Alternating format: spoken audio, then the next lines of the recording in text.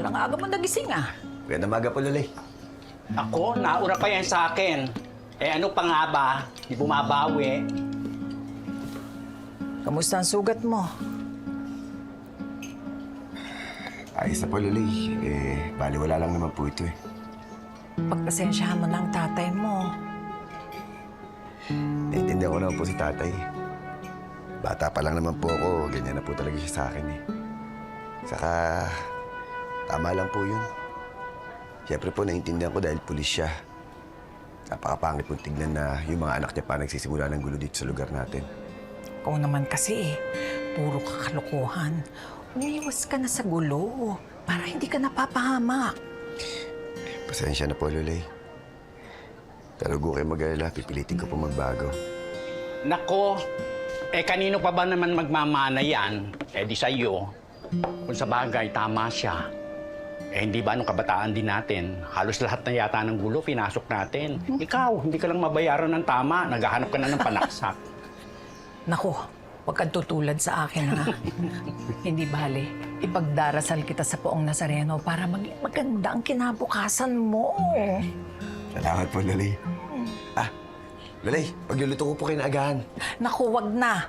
Magkakape na lang kami. Kailangan maaga kami sa pwesto. Ay, naku.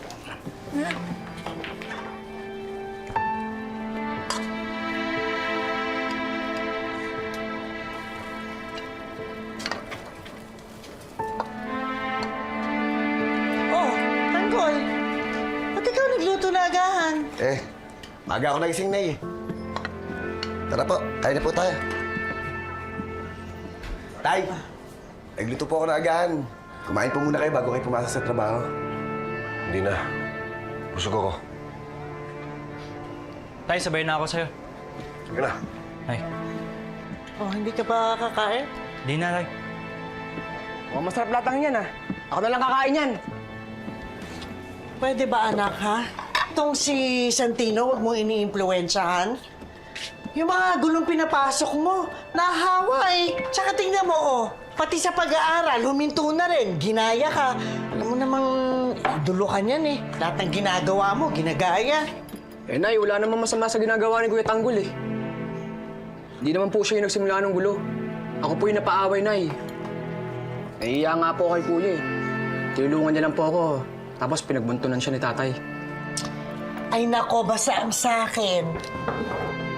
Tanggol, nakikiusap ako, pwede ba? Iwas muna sa basag ulo para magkaroon naman ng katahimikan tong bahay na to. Yun lang ang pakiusap ko. Nag-aaway. Sige na, kain na, kain na.